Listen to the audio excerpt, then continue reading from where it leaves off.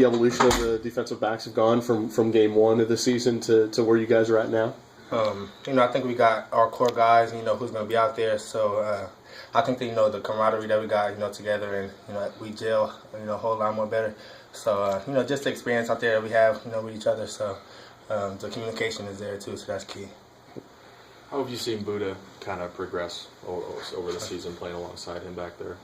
Well, definitely his confidence. If you, the more you know, the more you go. So, confidence is key, that you could play with those guys and dominate them, at the Pac-12 level.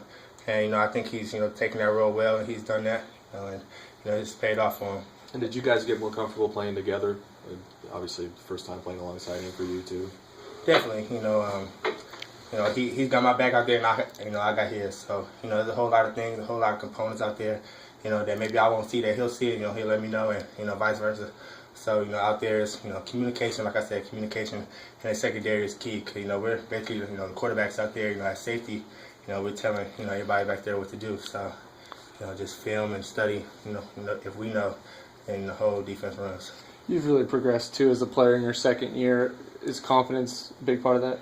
Definitely, I matured more, mentally and, physically. I still got strides to go, so I feel like, I haven't reached the surface of, what I'm capable of. So, this off season, is going to be key, for everybody. They always say you either get better or you get worse, you never stay the same. So, I'm excited to see, myself, how I work and how I come back next year. So, with regard to Buddha, I know Coach Lake said he constantly gets after him about getting that first pick. Right. Do you guys kind of needle him a little bit or get after him? Yeah, ever since the first game, we had this bet on who would get the first pick out of the safeties, and we got push-ups. We got push-ups on it, and in the game versus Cal, I got that. I got the deflection, and he picked it, and so that was kind of the one that he was looking for. But then they ended up calling, an iffy PI call on me, so that kind of took it back. But I got it versus WSU. And but it's coming. It's coming. He's right there. He's if you could tell. The grass he covers on the field, and the way his motor runs. It's not going to be an issue. It's going to come. And just how do those little games between you guys? How does that kind of fuel the competition and make you guys better during the games? Oh, it definitely fuels us. If I see him, almost right there, about to make a play, of course I'm happy for him. I'm going, but that just motivates me more to where now it's on me. But as a whole, as a unit, if we all go out there and start making plays, Sydney, he had that great game against Arizona, and I just got the ball rolling. John got one, and I got one, and Buddha's he's coming along. He'll get there. But he got the broken finger, so he kind of gives some slack there, but. It's coming. So, and also about John. You mentioned him. How is, from your perspective, how has he really impacted the defensive back group? Oh, he's taking that role real well. And that's kind of a big thing to ask someone, of his skill set, on the offensive side, and what he's capable of, the deep threat, and he's one of our best receivers, and probably one of the best receivers in the Pac-12, if not the nation.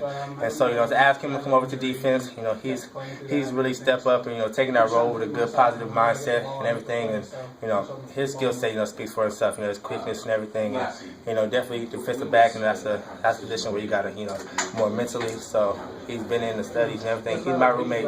And so, back home, so we talk about a lot of things when we're at home and stuff like that. So.